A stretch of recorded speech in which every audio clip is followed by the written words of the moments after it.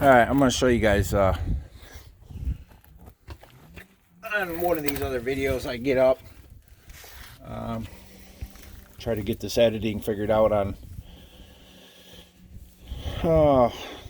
speed some of these videos up or whatever on the other side. I do some recording here on the other one as I'm going and try to get it figured out. But anyways, on this outside nut that I was telling you guys about, or the retainer, you got your hub assembly here for your rear, and your socket goes over here. And basically rotate this around a little bit. I already got my bearing on my outer bearing. Rotate this around a little bit. And as you tighten this, you don't want to go too tight because of course you crush your bearings and all that. But you get a bunch of people out 55, I think it's, for some reason I want to say it's 55 pounds or something like that. I don't remember. I don't want to give you the wrong number. Say, well, you went off of this or that, but rotate this around. And then it's like usually a quarter turn, to get your keyway lined up. And like here, I got pressure. I got too much. I can feel it. And of course, you don't want it too loose because you're putting a lot of preload on your bearing, which will make your bearing fail. So, or like it was, like a couple other people explained, you went past a little bit. Oh, went the wrong way, guys. Went past, and then your keyway's not lining up after you torqued it down. So you got to back it off anyways. And then you want to make sure you don't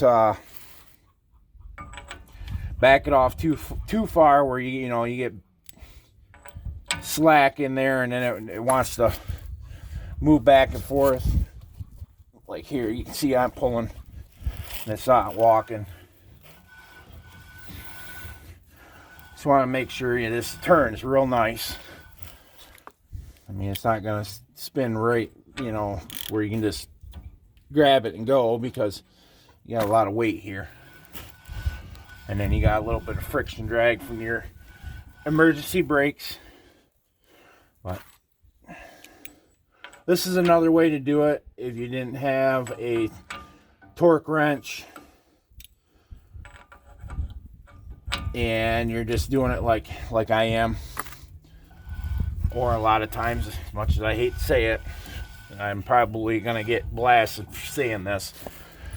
When you're at the shop, a lot of this stuff, some of these places all use, when you're doing this as an in and out, get the job done, over time you gain, you just know the feeling of some of the stuff, and you're not always going to, every one of your jobs or whatever, you're not going to grab a torque wrench and torque it all the time.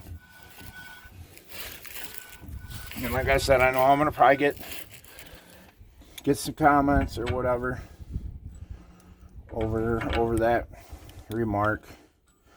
All right, so now we got our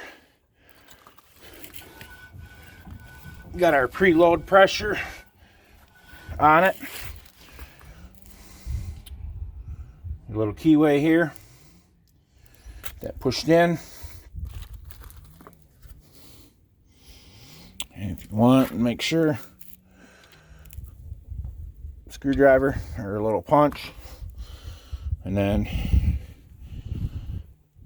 let's see where I can get to see everything too, guys. There is the retainer ring that goes on the threads in here to hold that nut in.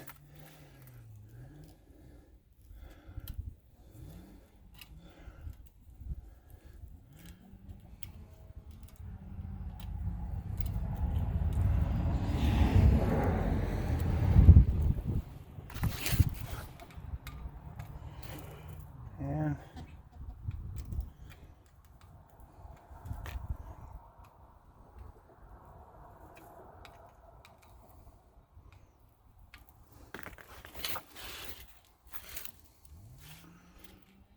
And what this does is it locks into your threads from, I don't like the way that's sitting on there. See how I got this one facing forward, out. When I put this on, that little tab, I actually need to flip that around. I didn't like how that was sitting in there. And I wasn't getting the tension on this little spring that I needed, or this retainer.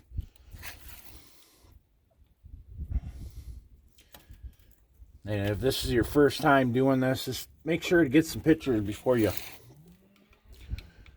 pull stuff apart.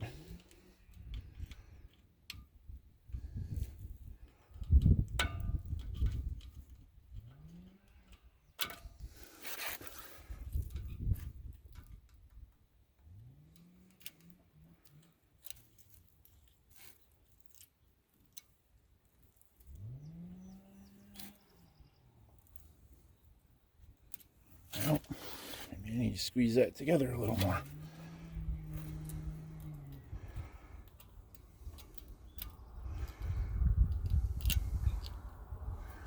Sometimes this stuff can go together simple, and other times it'll take a little bit of finagling and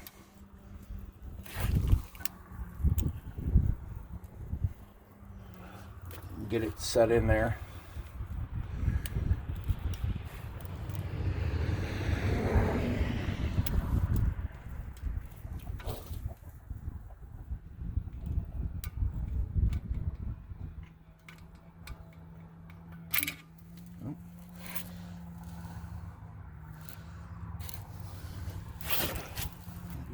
Let me see here. I gave you the wrong info.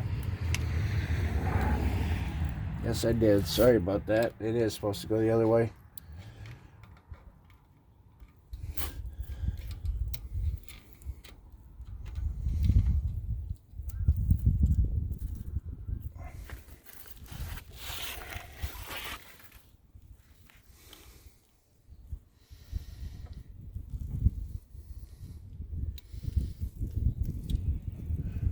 You'll be able to tell when you go around and you're working on this retainer clip here that you got it seated, because you'll feel it when it seats into the threads and it's holding. You can even hear it sometimes too. But anyways, that's how you can go ahead when you put that nut back on. And if you don't have a torque wrench, I mean, you can get cheap ones, but if you know, you had to do something, and say you worked on the side of the road and or parking lot or whatever, and you needed to get back home, and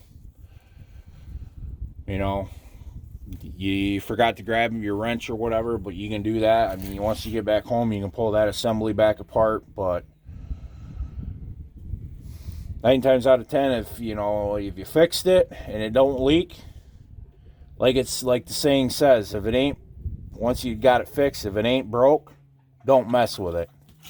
So that's just a little bit of how I do mine. I've actually done it both ways. I've done it with the torque wrench too and set it.